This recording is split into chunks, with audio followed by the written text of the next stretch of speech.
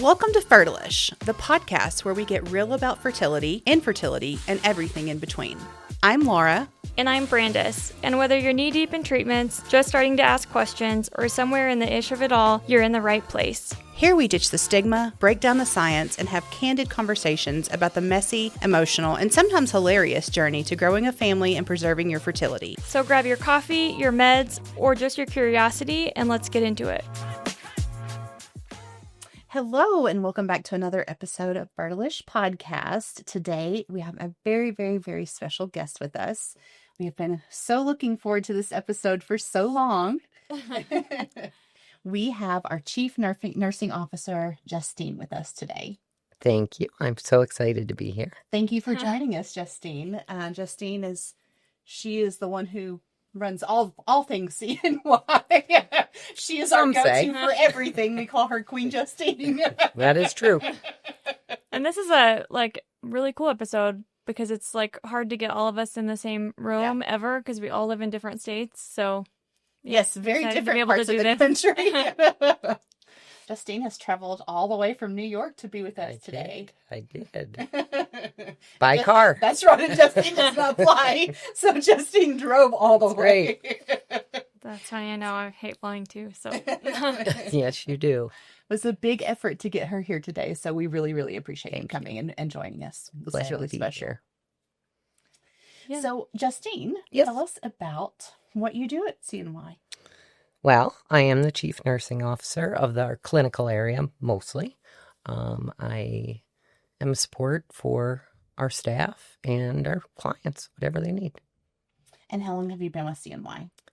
Almost 20 years. That's amazing. I've been in reproductive medicine for 30 and at CNY for almost 20 years. I know it doesn't seem like I could be that old. But you're not. You're barely 25. Barely 25. That's what I say.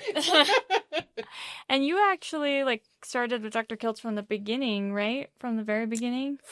So I am physically located in our Albany location. So yes, we have been with Dr. Kiltz since Albany was dirt floors. And that was 2006. Okay. That's amazing. And did you always know you wanted to do reproductive medicine, or how did you end up here? So I actually started my nursing career in labor and delivery. Never, ever imagined that I would leave that. And then the opportunity arose at the hospital I was working at. It was actually a women's health only hospital. And we started an IVF program there. It was a small program, but it was the director of nursing asked if I'd be interested in managing it, and I did, and here we are 30 years You're later. Still managing. That's amazing. Yep. I can't even imagine how much has changed in that time period. I know I already know you're such a wealth of knowledge, but when you really think about all that you've seen evolve from then, with fertility, it was when I first started one day and just hear all of it.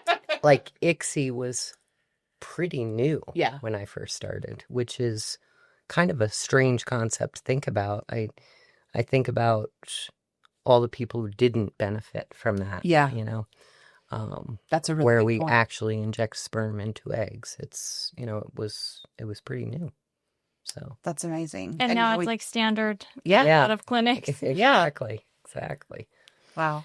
I always say that reproductive medicine for me, I feel so blessed because I never get up any day and say, ugh, I don't want to go to work. Yeah. I love it. I feel the same way. And I think we've Brandis talked about too. that. It's the first job I've ever, besides teaching dance, that I have ever felt about. So it's pretty cool to come work with people who also feel that way. Yeah, my husband has to get on to me and be like, hey, can we just watch TV together? Turn off your phone. Right. So I guess as far as day-to-day things go at CNY and your contact for not only all of us, but also patients, what, I guess, day-to-day does your role look like here? Oh, day to day. Depends on the day.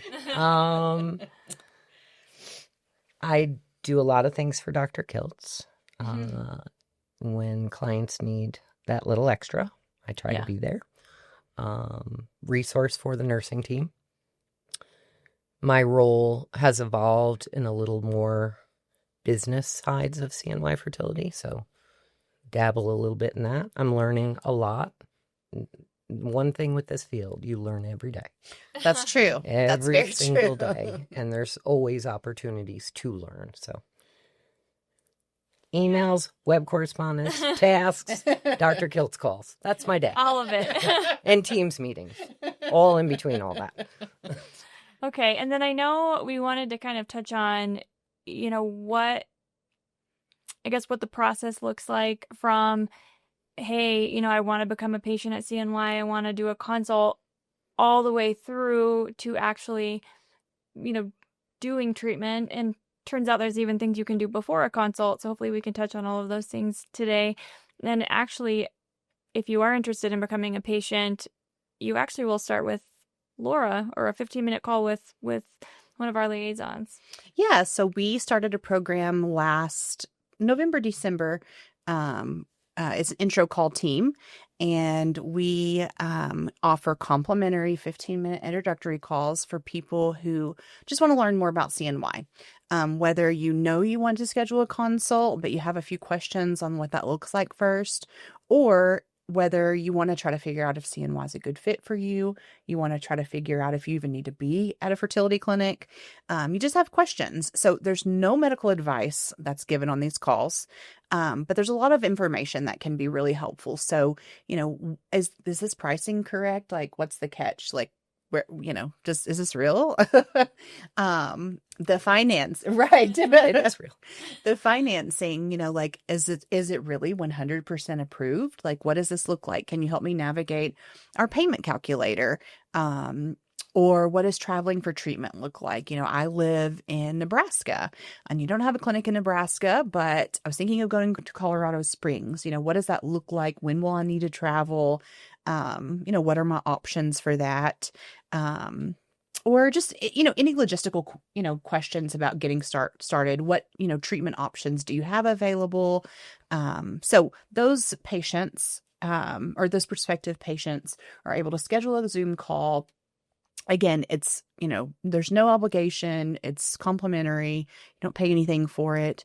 We do have night and weekend appointments. So that way you can do that around, your work schedule. And several of our people that you will encounter on those calls have also been through IVF. And so I think that's really special that they have personally gone through it, and they understand how much strength it took to even schedule that call, and how anxiety ridden it can be. And so I think that's really special. So I manage that team, and we all really, really, really enjoy meeting new people and getting to be the first voice and face that you see, and helping you to navigate like what those next steps are. Awesome. And those calls are free, right? Mm-hmm. You don't have to actually pay for those, right? Yep, they're free. And it's just a Zoom call. And we can share our screen during those calls, so you can, we can kind of show you where to refer back to the information on the website.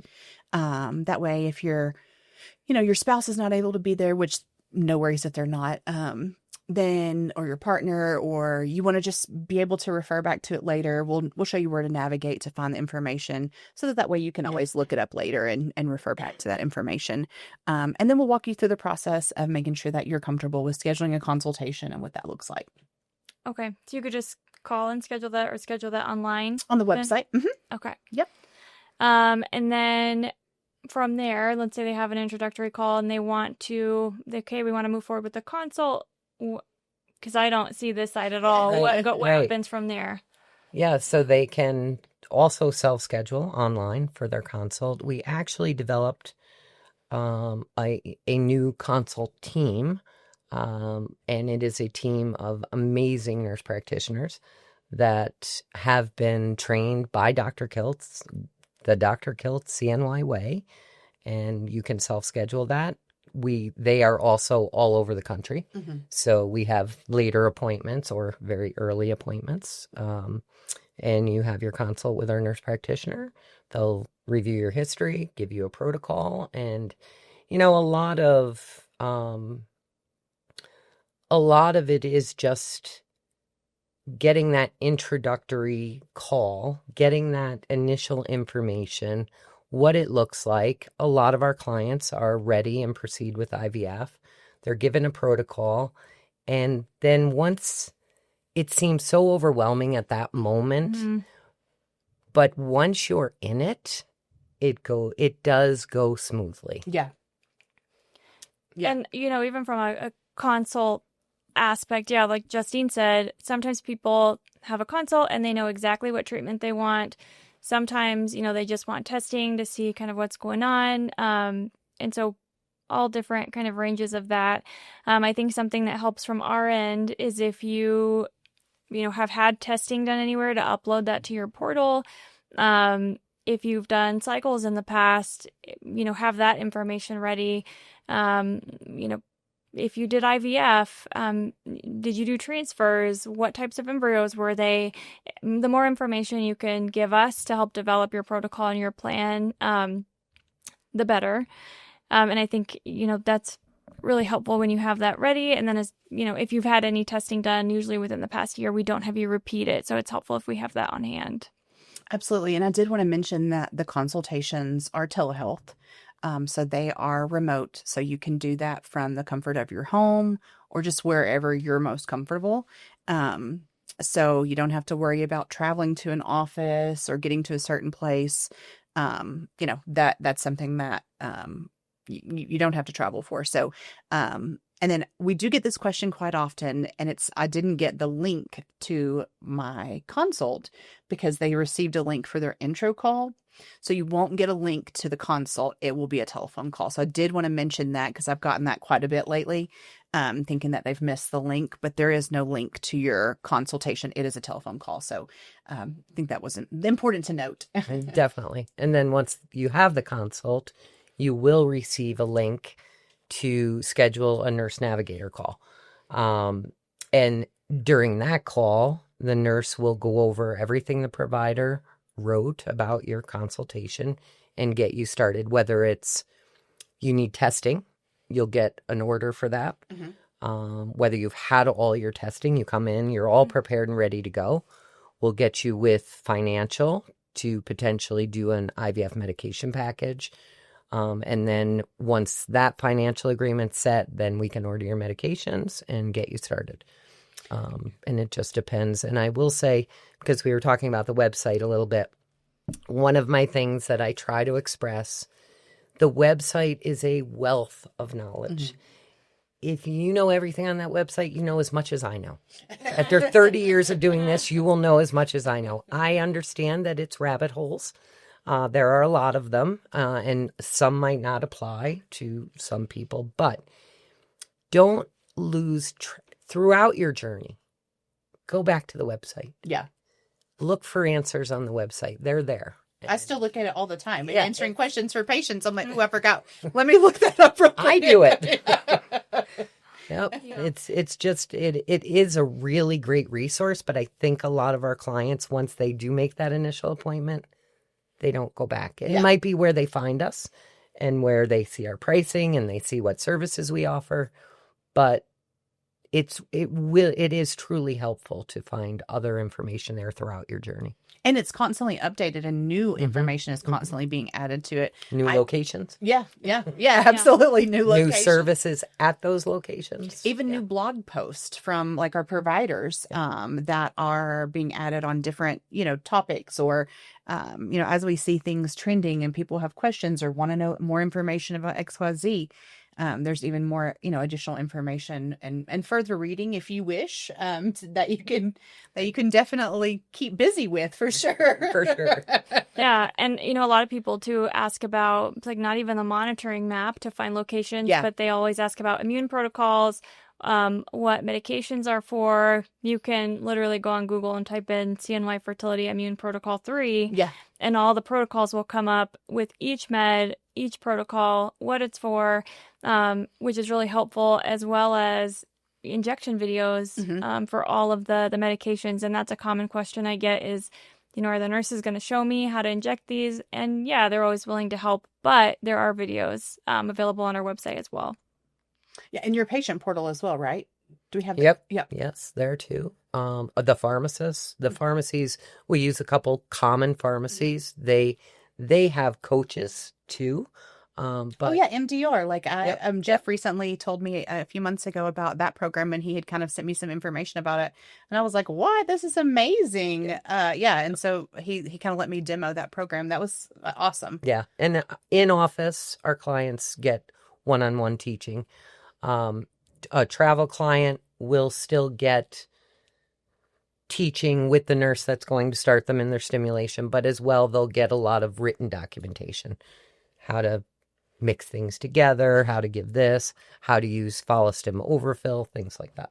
And even on YouTube, I've seen so many like different drug companies like that, they even put the videos on YouTube. Yeah. That shows you how to mix Menopur depending on your, dosage, or how to draw up your follow-stim and use the pin, or, whatever you're using. I've seen so many different videos on, even YouTube. So there's so many different resources out there depending on, you just pick your poison of which platform. Right. That you want to I always encourage people to do that for the progesterone and oil injections because those are the biggest fear creator. Yeah. So, and if they can see it, I think it makes it a little bit easier for them.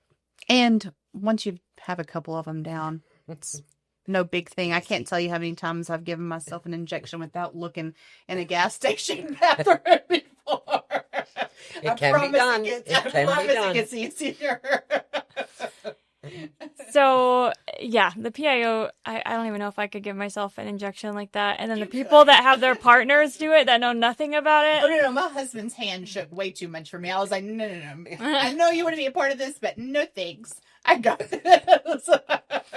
So, they have the resources. A lot of times people will also ask, well, what team or who's my contact if I have questions?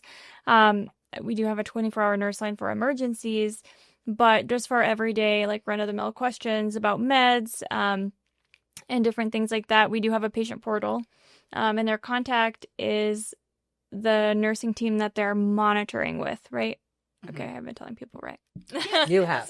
And if you're traveling, then there's a travel team. That's right. That's right. Monitoring. We are working behind the scenes diligently to create a better communication avenue for our clients. We know that you can't reply to our web messages, and we know how annoying that is. We know, and it is very frustrating. We feel it, we know it. But hang on, because better things are coming. Our nurse line, so our clinical line on the phones is open from 6 a.m. Eastern time to 8 p.m. Eastern time. So that's a big window. Mm-hmm. But I think, obviously, our busiest times are going to be around the lunchtime. Probably 10 to 1 are the heaviest phone call times. Mm-hmm. And we can appreciate that, right? Clients on lunch, they want to get us, and that's going to be a busy time. So I would say if it's not something that needs to be answered right at noon, use those 6 a.m., 8 p.m., 7 p.m. time frames because they're much lower from 6 to 8 and very slow from 6 to 8 in the morning. 6 to 8 in the morning, 6 to 8 at night, Eastern time. Life hack. You just heard it. Yeah. I mean, that is key. The web correspondence are not for emergencies. Mm-hmm.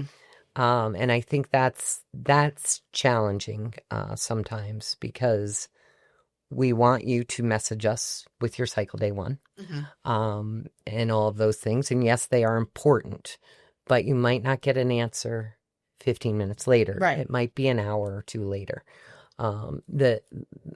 Some of the things, and these are little hacks, right?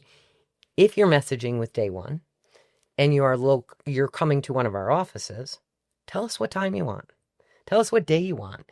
It helps minimize that back and forth and the fact that you can't back and forth like we can. We can respond to your messages, but you can't reply to ours. You have to create a new one. So it is to avoid that back and forth.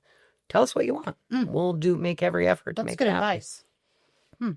Yeah, that's really good advice. Like, hey, this time really works best for me. I go to work at this time. If there's any way we can, get in at this time of day, like for my baseline appointment. Yeah, that's really good advice.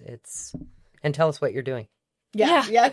Well, the other thing too is, so those are like the main ways of communication, and we get a lot of, even on CNY's Instagram, people message medical questions through there, and I mean, there's a team that looks at that, but sometimes we don't see it until way later, and then now we're tomorrow, and you're asking what time you should trigger tonight, so make sure you go through the recommended ways, because Instagram is not a good way. 100%. And on that same token, I do not recommend sending those questions if you're on our website to the contact us.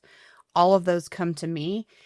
I do sleep at night. I try to a few hours. And I am constantly like on the road or in a plane or in a provider's office, or like I kind of have a wide variety of tasks where I'm not necessarily, looking at my phone and checking my email. Like as soon as I am able to respond, I will, and I'll get you the answers, and I can always get you forwarded to the appropriate person. But it may not be in the time frame that you're hoping for it to be. So I'm always happy to help. But if it is time sensitive, I do recommend using some of our more time sensitive, methods of communication.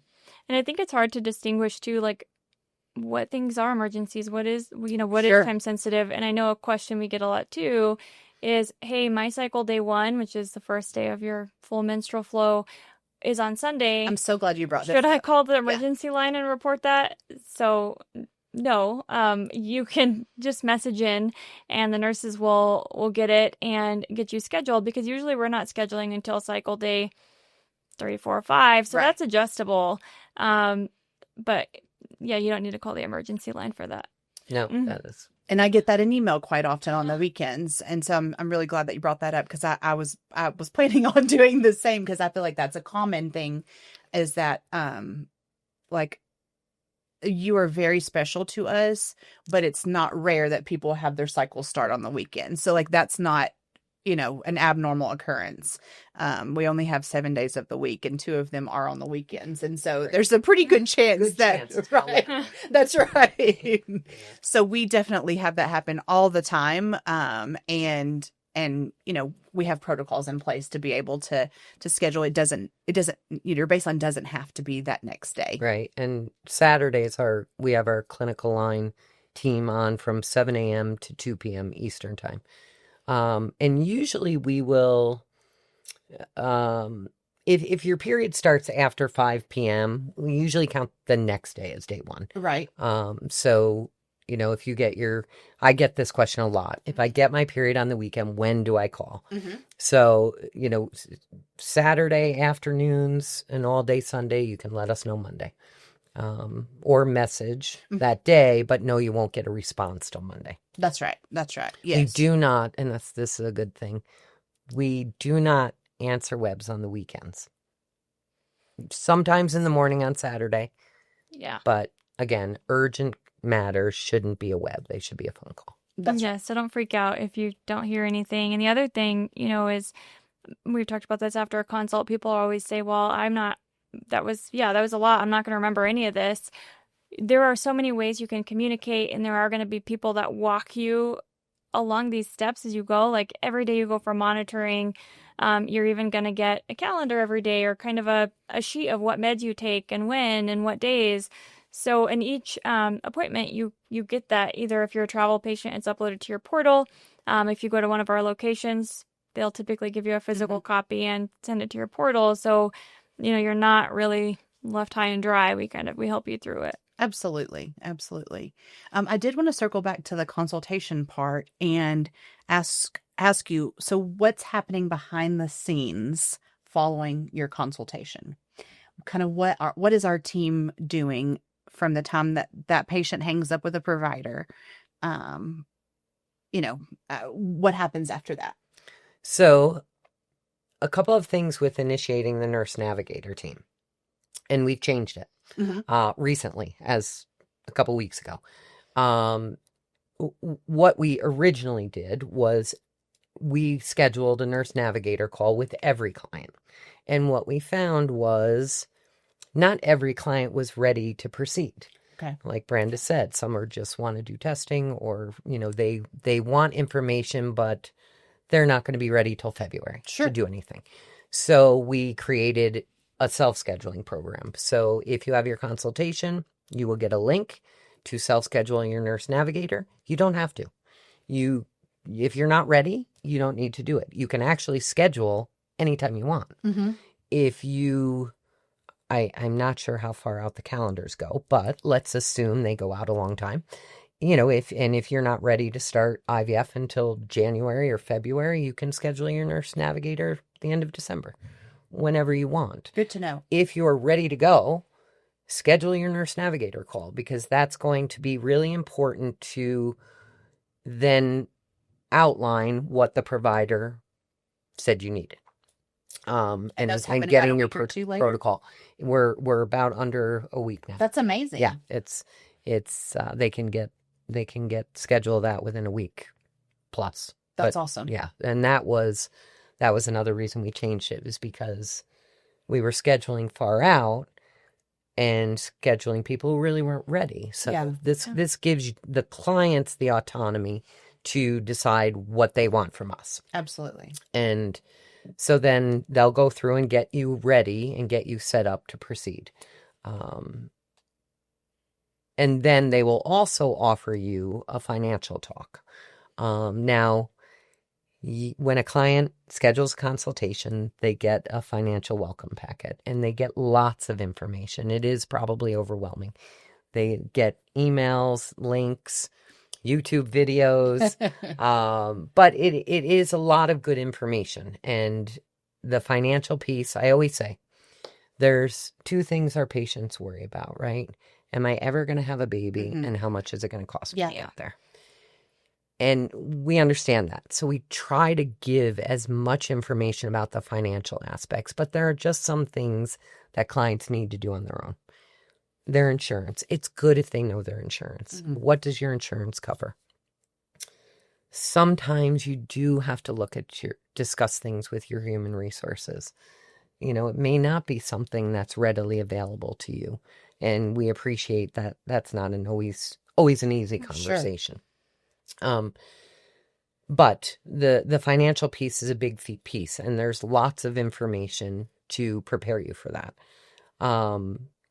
But you can have a financial call too, was the bottom line of all those words, to review your individual things. I know I'm self-pay. I have either A, no insurance, or B, I know my insurance doesn't cover it.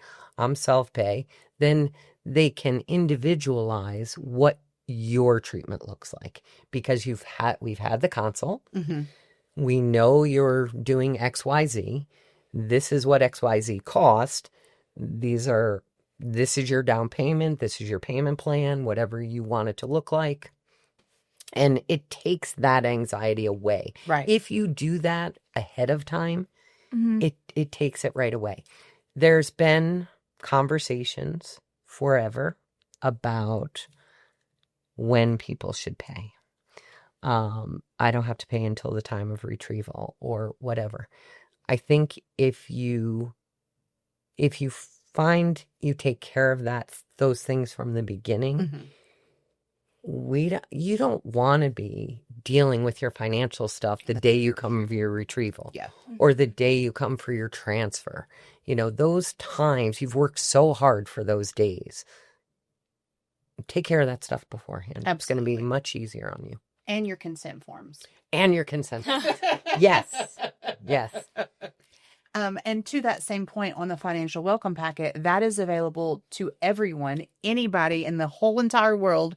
If you have access to the internet and our website, you can go to resources and then the new patient onboarding, and then click on that financial welcome packet, and it's available there. Every page of it, you can read it, you can save it, whatever works best for you. And there's even a worksheet in there, which I think is phenomenal. Our intro call team sends this out to all of our patients as well. that if you have insurance, that you can use that worksheet to call your insurance. It has CPT codes on there. It has potential diagnosis codes, and you can literally print it out and fill in the blanks. You can use DocuSign to fill whatever works best for you, Right. and fill in the blanks while you're on the phone with your insurance company, so that way you feel informed, on what you're asking, and it gives you the questions to ask when you do contact your insurance, and B, so that you have knowledge that's put in a form that's patients can understand, to better understand their particular policy. And okay, so you had an introductory call, you do your consult, you had your nurse navigation call, you figured out finances.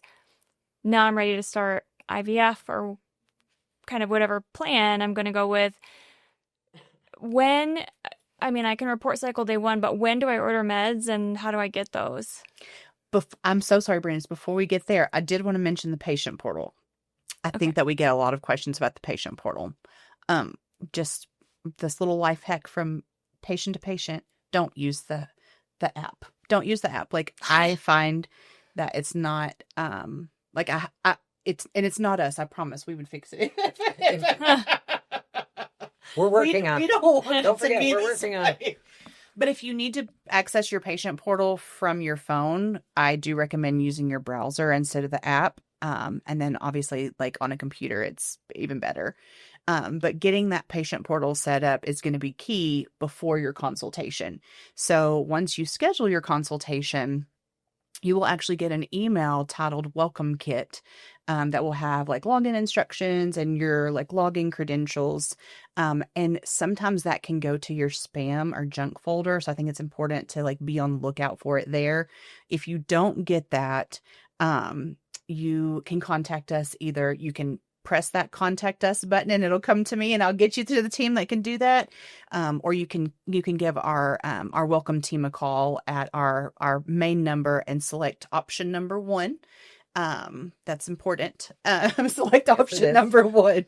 And there's like hardly ever any wait times if you select option number 1 for that. And they can help you with any kind of portal issues, because that's the team that actually sends those welcome kits out. And they're literally amazing. They make my life so much easier all the time. Like, oh my gosh, I love them so much. So they can help get you like either that welcome kit resent to you, or if you've gotten logged out, they can help you with like resetting your password and all that good stuff. So if you have any portal issues, but make sure that you are going in and logging into your patient portal ahead of your consultation, filling out your medical history. Our providers have to have that information in order to be able to like take all things into account during your consultation. So think of it as like when you go to any new doctor and you need to fill out new patient paperwork. And I know it sucks. Nobody likes to do it. Like, I know it's like, oh my God, they're asking me again. Can't they just get this information from what I sent my records? Right. Right. But just like when you're in person and you have to fill out that new patient paperwork and how all that information is so important, it's the exact same thing with this. And so we need to know, your medical history. If you're going through treatment with your partner, we need to know their medical history.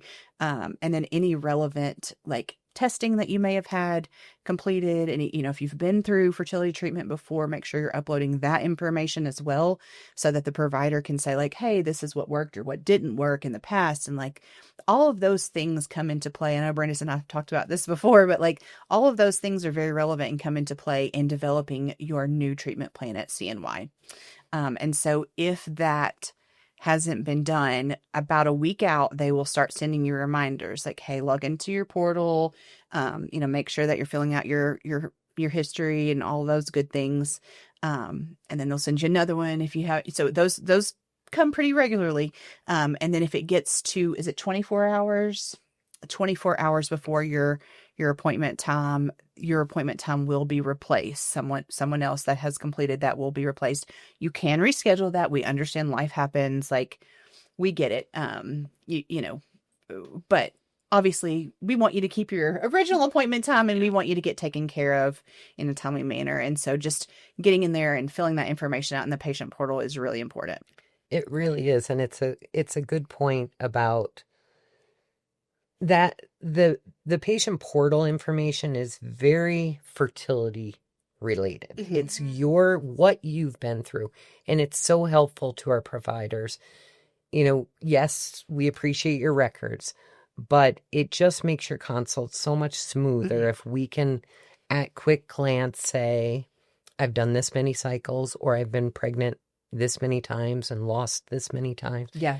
It just does make it so much smoother to thumbing through 100 pages of pap smears and things like that. Right. Yeah, that have been faxed 3 times. Right. Exactly. It does allow them then to, you are the best information provider. Yeah. As a client, you are, I've seen it happen where clients are upset because a provider didn't thumb through hundreds of pages of records. And I can just say that, again, you are the best source of information. It's not even your OBGYN is the best source. Right. You are the best source. You know your body the best. Right. You know what you've been through. That is so important to us to learn from you, not 100 pieces of paper. And to that point, I think that it's important to also note that even though you've provided all the information and it's amazing and it's so important, you may still get asked some of those questions during a consultation again. And so, and that's just to clarify, that's just to make sure hey, just want to make sure this is accurate so that way that you guys are all on the same page. So the provider may still ask you some of those same, and it's not that they didn't look at it or they didn't, but they just want to make sure, hey, this is what happened. This is what, what testing you've had done. This is when it was done, whatever the case may be. So they may still ask you about some of those things as well. Yeah. I'm sorry, Brandis. Oh, sorry. Yeah. You're good. Yeah. Meds. Yeah. So these are not typically meds you can get at a Walgreens. And then you have to order them at a certain time because some expire. So how does that all work? That is an interesting process, but not a difficult process. So, insurance, not insurance. Mm-hmm. Okay. So there's so many things to talk about with this, but sometimes and oftentimes clients think they don't have coverage. And they do. It may be that they have med coverage, but no treatment coverage, or they might have treatment coverage, but no med coverage. It's important to know all these things first. I know everyone who comes through our doors wants a baby yesterday, but we need to, for your benefit, follow the process. So we want you to have coverage.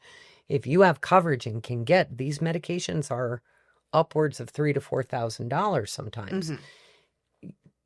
Having coverage or knowing whether you have coverage is really important. So, and if you do have coverage, which pharmacy your insurance requires you to go through, because that could be the difference in you spending an extra few $1,000s or not. 100%. Yep.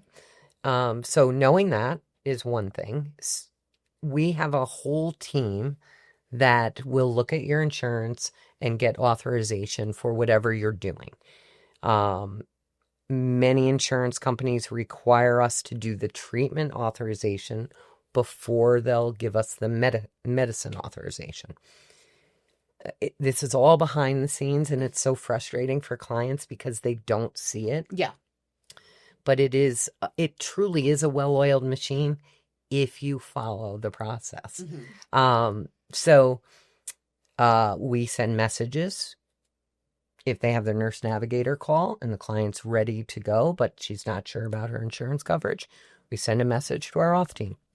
Our auth team then contacts your insurance company, finds out whether you have authorization, will send you a portal message telling you what they found out.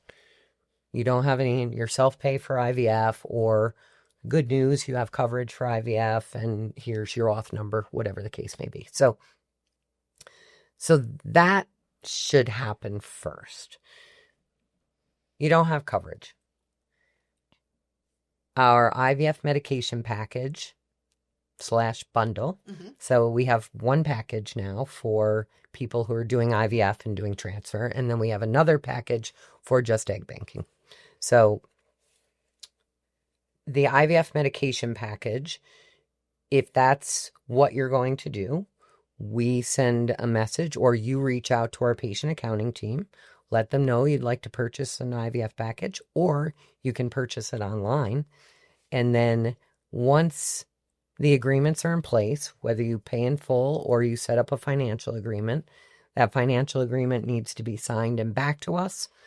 Our financial team then messages our prescription team, and our prescription team sends your order. That process can take about 2 weeks. For either way, whether it's insurance or self-pay, give yourself 2 weeks to get your medications in order.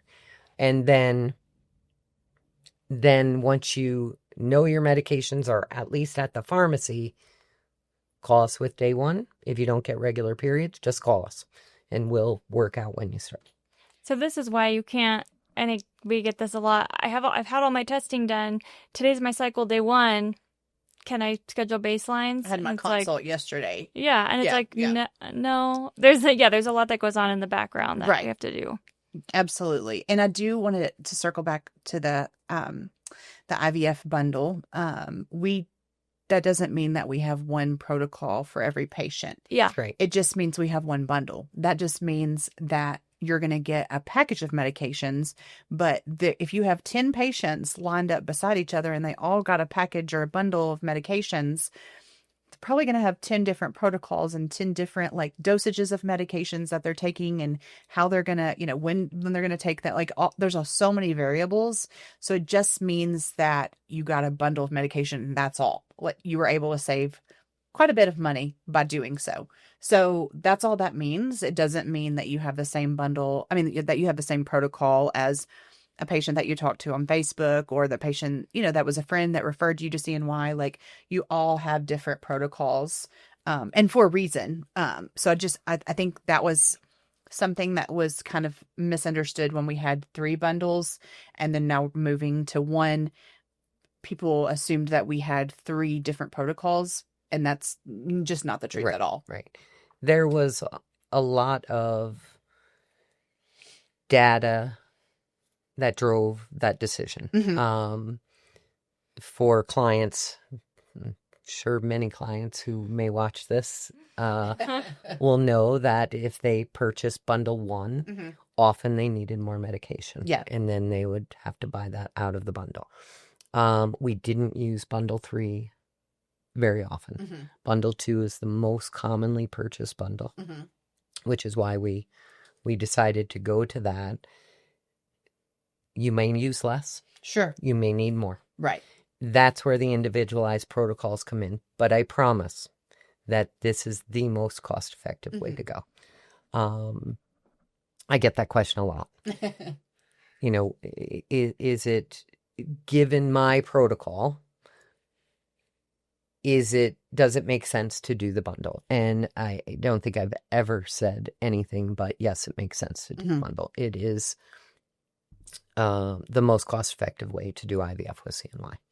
Yeah, we've been able to have some really amazing partnerships with some fertility pharmacies who we have really great relationships with, and they've been so kind to give our patients special pricing on medications if you purchase this bundle, and it really can save you thousands of dollars.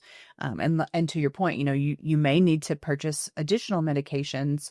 There's also special pricing on those. And don't go and purchase additional medications until, one of our staff members tells you, hey, you're going to need some extra medications.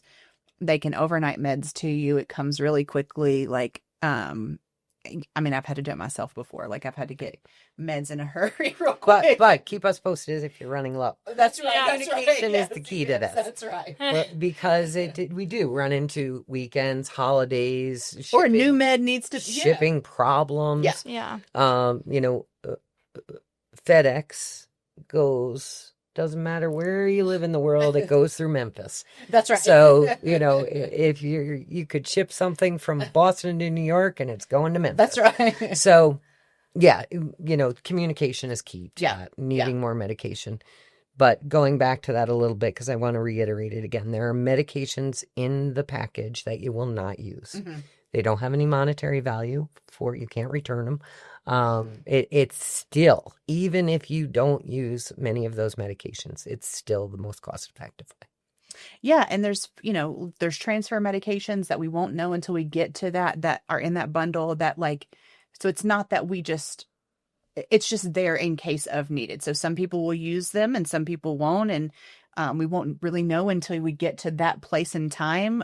We need to get through the retrieval first and see how your body responds, and then see what's the most appropriate protocol based on the results from that retrieval, and what type of transfer we're going to do. And, there's a lot of different things that go into that, obviously, just as with every aspect of fertility. It's never cut and dry. Right. But they're there if you need them. And then if you need something else or you need something additional, or, we can always help you get that.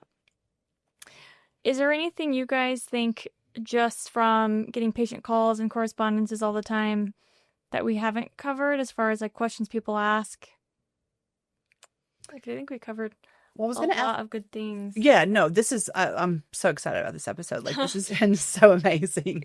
I wanted to ask Justine, how do you encourage patients to openly communicate without fear of bothering the team, or feeling is this a silly question, or how can we encourage patients to just feel confident and communicate? There are absolutely no silly questions, truly. And you're never bothering us, ever. We want to help. We want to make this smooth for you. I think asking questions is so important. Yeah. And communicating is so important. Whether I could come up with a million examples. You brought it up about going online and seeing the immune protocols. Mm-hmm. We get a lot of, why wasn't I put on that? Mm-hmm. Why didn't I do that? We do truly individualize patient care, even though we have standard protocols. There's different steps to this, right? Creating your embryos is one step. Yeah. And that's an important step, that the protocols are individualized, but there's not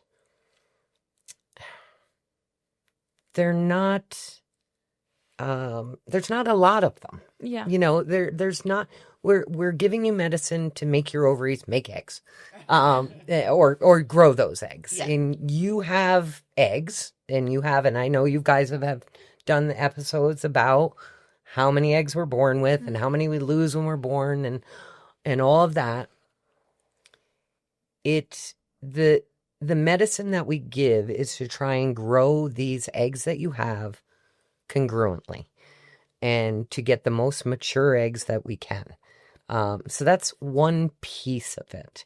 And that protocol is individualized based on your age, based on your history, based on your cycles. But again, there's not a ton of them. You're either falling into that low dose protocol, or we might go a little bit higher. Mm-hmm.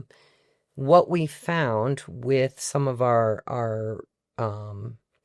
women in the 40 range who I don't know why you looked think I didn't mean to. Cut that out. Doesn't mean you need more medicine just because you have a diminished ovarian reserve. Yeah. Your diminished ovarian reserve means that you just have fewer eggs to grow. Mm-hmm. And we found that higher doses didn't change what you grew. Mm-hmm. So rather than you spending all your money on high dose medications for the same end result, mm-hmm. the lower protocols actually seem to do better. Mm-hmm. So, I forgot where I was going with this. I think it's important just to know that your protocol is individualized. If you have questions about it, ask whoever you're on a consult with, or one of the nurses, or message through the portal, or, ask one of us at CNY.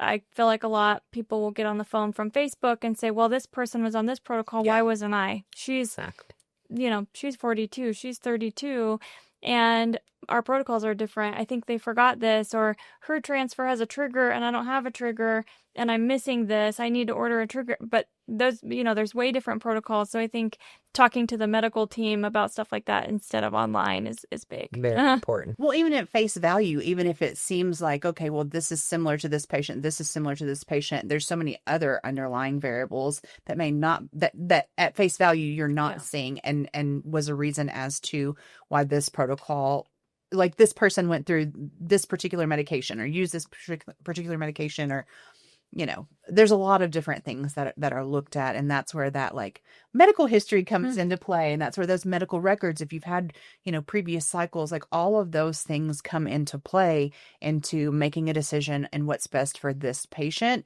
And so obviously comparison is, the biggest thief of joy. And you can't ever tell a fertility patient not to compare themselves. So that's like, we are going to be the epitome of overthinkers. Right. But so I really want to talk. But as best as you can, just try to, even if you do have questions like that, like, hey, I saw this, just ask your team that's supervising your care and that has access to your patient chart, and can tell you like, hey, this is why we didn't choose to do that. And this, you're doing this instead, or, and there's even things that you can like add-ons, we've talked about before, like, hey, I wasn't planning on doing this, this wash and I saw someone's doing that. Like, do you feel like that's appropriate for me? And so, ultimately those types of things are up to you. Like we can, it's not sometimes a yes or no answer. It's like, hey, this is always an option. Right. There are things we have to use to get eggs, and there are things that we don't have to use. Yeah. And that was a good point, that ask us if you've heard about something or you did your own research. Yeah. And you say, you know what, I want to do interlipids, or I want to do a wash, or I want to add Lovenox to my protocol. We're all about it.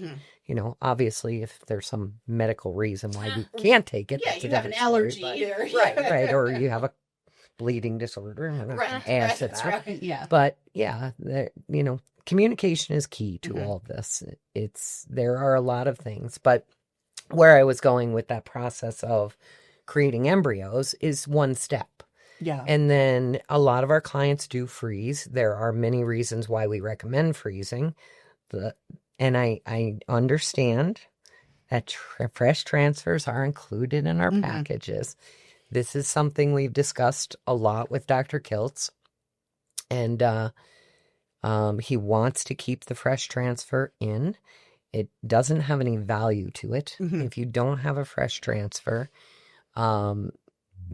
it's not where you have a credit for that. Yeah. Right. And frozen transfers do cost additional money, and it's because our embryology team, talk about behind the scenes, they're amazing. Yeah. Amazing everywhere. And there's a process that goes into thawing embryos and preparing them for a frozen transfer. There's not as much of a process to do a fresh transfer because we haven't frozen the embryos. We haven't, they're just incubating in our lab until they go into your body. So that's why he includes it. But a frozen transfer is another process. So anyway, think of it as a free gift with purchase. It's not something that you can trade in for something else, but it's just a complimentary thing that we're just adding on. If all the stars align and you can have a fresh transfer, great. It is, there are so many factors, and we're telling you this because we want you to have the best outcome, right? If your progesterone is too high for a fresh transfer, it's because it's changing your lining, and your lining won't accept that embryo. So you doing that fresh transfer isn't doing anything but delaying you. Yeah. Really. Yeah. And losing an embryo. And losing an embryo, more importantly, of course. Like, and especially for patients who, may not have many embryos to start with. Like, we want you to transfer that embryo into the most hospitable environment possible. Right, exactly, 100%. And it's, so lab work, if you created a ton of eggs and your ovaries are still really big and you're at risk for hyperstimulation, your body's inflamed, there's a couple of things. One is we put embryos in your inflamed body and your body rejects them. 2, your embryo does take and you're very sick because now that embryo is producing HCG, which is making your ovaries bigger and bigger and bigger. So that's the process to retrieval and either fresh transfer or frozen. But then protocols for frozen then become so much more individualized, right? So we have a few protocols for getting your embryos. And then we have a standard protocol for frozen embryo transfers. But that's where we add in the implantation enhancers and the modified natural protocols, patches, estradiol valerate. There's all kinds. And you could talk to 10 providers and get 10 different approaches to your next protocol. So. Is there anything else you guys wanted to cover in this episode as far as like helping patients navigate this process? Just in closing, I think that it's important to, all of the like navigating the process and all the logistical information and all of the steps are huge because obviously we want you to have as little frustration as possible in an already very anxiety ridden time in your life. And we're always here to help guide you on the next steps. But Justine, in doing this for 30 years, what would be your best piece of advice to navigate the emotions that come with this process? As I was listening to you, I was thinking about what I tell staff when I interview. Nobody wants to walk through our doors, ever. Yeah. And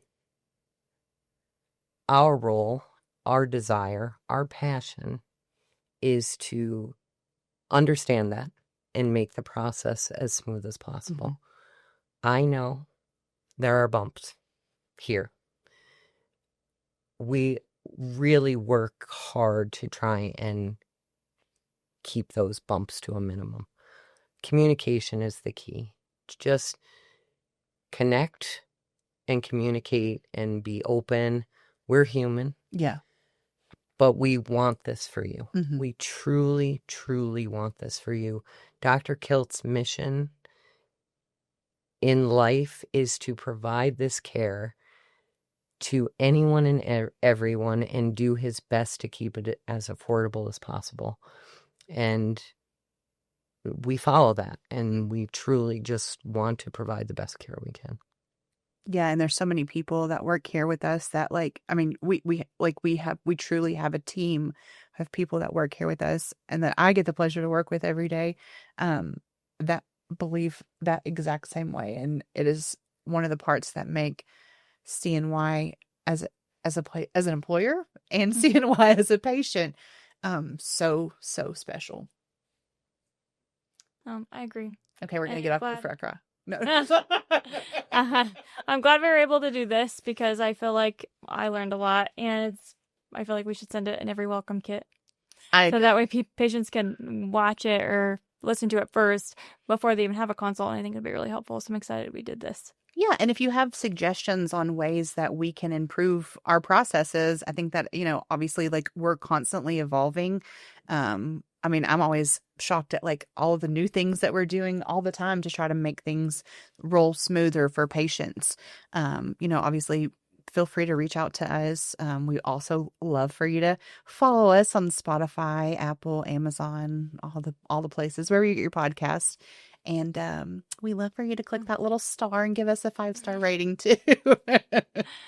Yeah, any comments you guys have, send them in. But all right, we will see you guys next week.